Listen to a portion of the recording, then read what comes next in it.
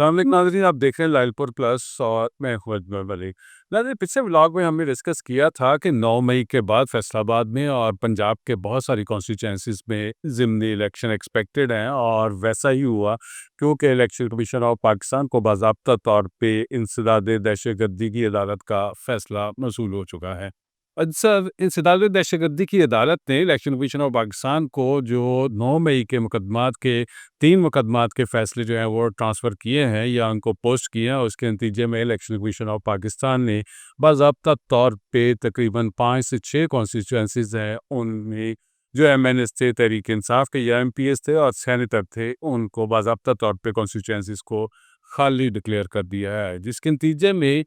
पंजाब में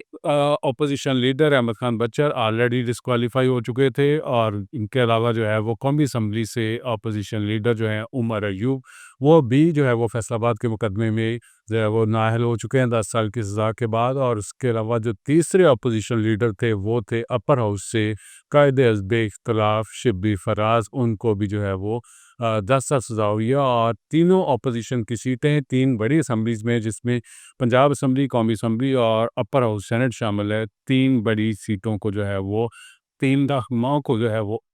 अदालती फैसले के बाद नाअहल करार दिए गए हैं। इनके अलावा जो फैसलाबाद समेत जो है वो दीगर कॉन्स्टिट्यूएंसीज़ जो हैं वो खाली हुई हैं, उनमें जो साहिवाल से तहरीक इंसाफ के जो रीजनल प्रेसिडेंट हैं, एमएनए भी हैं, वो भी शामिल है। इसके अलावा जो है वो हमने आपको बताया कि ज़रताज गुल शामिल हैं, उनके अलावा उमर अयूब हैं और साथ में जो है वो सरगोदा से और मियांवाली से जो तहरीक इंसाफ के एमएनएज़, एमपीज़ हैं, उनको भी जो है वो डिस्क्वालीफाई किया गया और उनकी सीटों को ओपन डिक्लेयर किया गया है। ये एक बड़ा फैसला था और उसके ऊपर इलेक्शन कमीशन ने तीनों सीटों को जो है फैसलाबाद की 3 सीटों को, जिसमें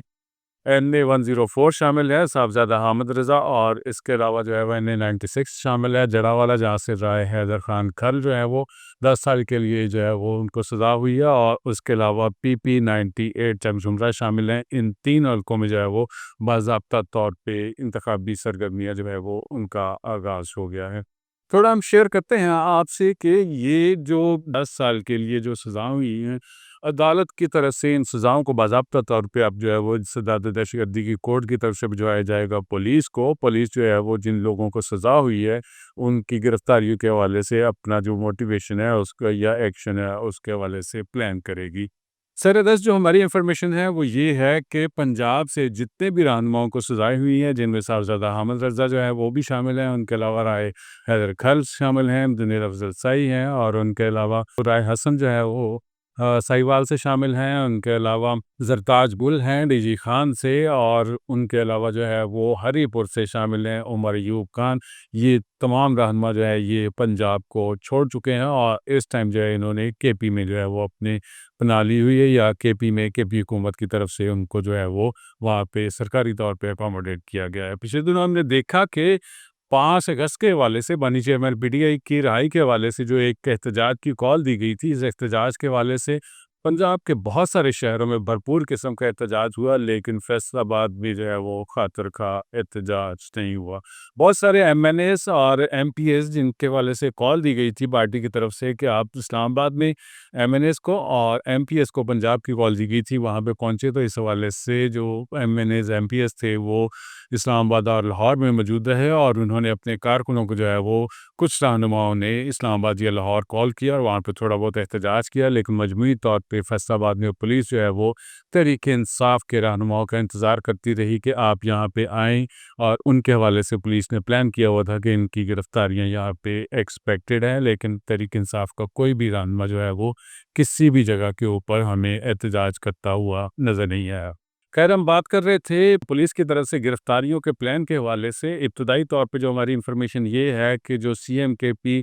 अली अमीन गंडापुर ने जो 5 अगस्त के हवाले से केपी में जो एहतजाज किया या पेशावर में जो एहतजाज किया, उसके बाद उन्होंने मीडिया टॉक किया और फैसलाबाद से साहबजादा हामिद रज़ा जो है उनके बिल्कुल पीछे खड़े हुए थे और फैसलाबाद की ही अदालत से सज़ा पाने वाली जो है वो ज़रताज गुल वहाँ पे मौजूद थी। इसके अलावा ज़रताज गुल ने शावर हाई कोर्ट से रुजू भी किया है, वो गालिबन रिलीफ़ चाह रही हैं, लेकिन ये ऐसी सूरत-ए-हाल है कि चूँकि मुकदमात के अंदराज के बाद तो रिलीफ़ मुमकिन है, अदालती सज़ाओं के बाद जो है वो रिलीफ़ ख़ासा मुश्किल काम है। इस हवाले से बाज़ाब्ता तौर पे कोई पॉलिसी डिसीजंस जो है लॉ मेकर्स की तरफ से हो सकता है, लेकिन अदालतों ने चूँकि सज़ा दे दी है, इस वजह से अल्टीमेटली गिरफ़्तारियाँ एक्सपेक्टेड हैं और इन गिरफ़्तारियों के बाद जो है वो पीटीआई का अगला लाहिमल जो भी होगा, हम आपसे शेयर करेंगे। लेकिन सर इधर से हम डिस्कस कर रहे हैं कि जो पंजाब की मुख्तलिफ कॉन्स्टिट्यूंसीज़ में ज़िमनी इलेक्शन के हवाले से प्लान हो रहा है, इलेक्शन कमीशन ऑफ पाकिस्तान ने तमाम सीटों को जो है वो डिक्लेयर कर दिया है वैकेंट और अगले 40 दिन का जो है वो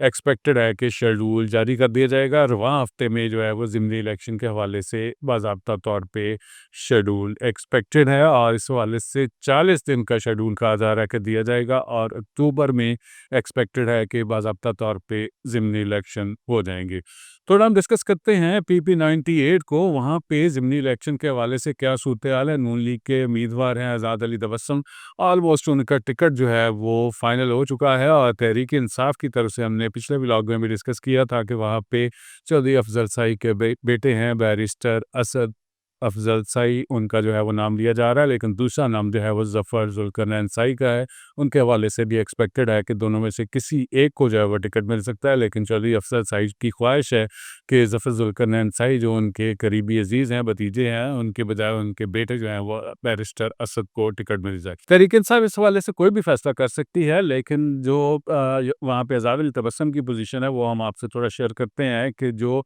2024 में आम इंतखाबात हुए थे, उन इंतखाबात में आज़ाद अली तबस्सुम जो है वो कौमी असम्बली के उम्मीदवार थे एनए 95 से और पीपी 98 से वहाँ पे उम्मीदवार थे, साबिक़ एमपी हैं, साबिक़ सूबाई वज़ीर भी हैं अजमल चीमा, वो वहाँ पे उम्मीदवार थे। लेकिन हमारी इंफॉर्मेशन ये है कि अब दोनों में थोड़े से इख्तलाफात पैदा हो गए हैं। आज़ाद अली तबस्सुम जो है उनकी ख्वाहिश है या उनके ऊपर जो है वो पिछले दिनों उन्होंने प्लान भी कर रहे थे कि हमारे साथ बात भी हुई थी कि अजमल चीमा से मुलाकात करके इलेक्शन के हवाले से जो है वो उनसे रिकन्सिलिएशन कर ली जाए, लेकिन अभी तक जो है इस हवाले से मुलाकात नहीं हो सकी। हमारी इंफॉर्मेशन ये है कि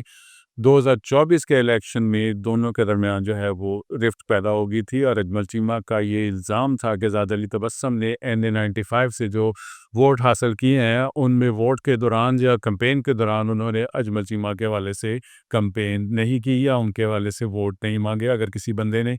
सिंगल वोट की ऑफ़र करवाई है तो आज़ाद अली तबस्सुम ने अजमल चीमा के लिए पीपी 98 से वोट नहीं मांगा। उनका ख़्याल है कि इसी वजह से इस कॉन्स्टिट्यूएंसी में जुनैद अफजल साई की कामयाबी की राह हमवार हुई है, जो कि अब नाअहल हो चुके हैं। अब आज़ाद अली तबस्सुम जो है वो अजमल चीमा को मनाने के लिए जो है वो कोशिश कर रहे हैं, लेकिन उन्होंने एक बड़ी जो पेशरफ्त हुई है वो है चकझूमरा में रेलवे रोड के ऊपर तकरीबन 80 के करीब शॉप्स थी, जब चकजूनवा में तकरीबन कोई 400 से 500 शॉप्स जो हैं वो रमज़ान मुबारक के दौरान एक मैसिव ऑपरेशन के ज़रिए उनको डिमोलिश कर दिया गया था, उनको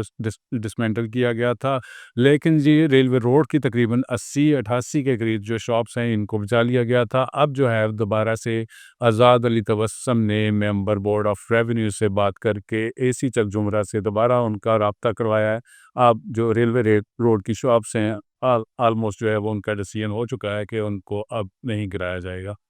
कहा जा रहा है कि इस एक फैसले से या इस एक कोशिश से आज़ाद अली तबस्सुम को पीपी 98 में जो है वो बड़ी जो है फेवर हासिल हो गई है दुकानदारों की, क्योंकि तमाम दुकानदार जो हैं वो बेरोज़गार हो रहे थे और इस फैसले से जो है वो उनका रोज़गार भी बचा है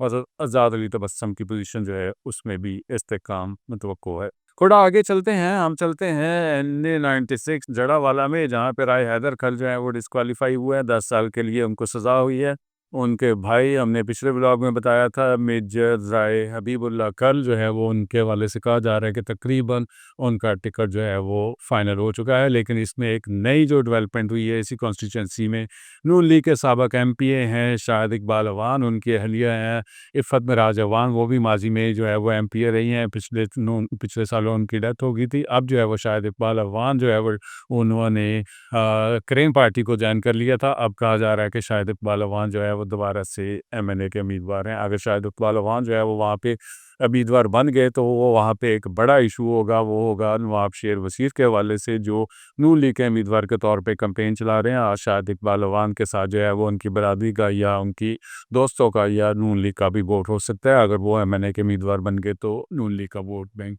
मुतासर होगा। शाहिद इकबाल अवान के अलावा वहाँ पे नवाब शेर वसीर को टिकट के हवाले से जो बड़ा इशू हो सकता है वो है बिलाल बदर चौधरी का। तलाल बदर चौधरी के भाई हैं और कहा जा रहा है कि वो अगर तलाल चौधरी वहाँ पे उम्मीदवार ना हुए तो बिलाल बदर के लिए नॉमिनेशंस जो हैं वो उनके जमा हो सकते हैं। माजी में हमने देखा कि तलाल चौधरी के कवरिंग कैंडिडेट के तौर पे बिलाल जो है वो कागजात नामजदगी जमा करवाते रहे हैं, लेकिन इस दफ़ा कहा जा रहा है कि चूँकि नवाब शेर वसीर के गवर्नर पंजाब सरदार सलीम हैदर से ख़ास से क्लोज़ रिलेशन है और इसी वजह से कहा जा रहा है कि वहाँ पे बिलाल बदर जो है वो उम्मीदवार हो सकते हैं। कुछ हलकों का ख़्याल है कि तलाल को खुद यहाँ पे आके इलेक्शन में कॉन्टेस्ट करना चाहिए। थोड़ा शेयर करते हैं NA 104 को। वहाँ पे जो एक मीटिंग हुई है, साबिक़ एमपी हैं, साबिक़ सिटी सदर भी हैं मुस्लिम लीग नून के ख्वाजा मोहम्मद इस्लाम की, साबिक़ वज़ीर आला पंजाब से हमज़ा शहबाज शरीफ से, और NA 104 को जो है वो डिस्कस किया गया है। और इस हवाले से ख्वाजा इस्लाम को जो है वो मज़ीद ब्रीफिंग के लिए आइंदा चंद रोज़ में जो है वो दोबारा से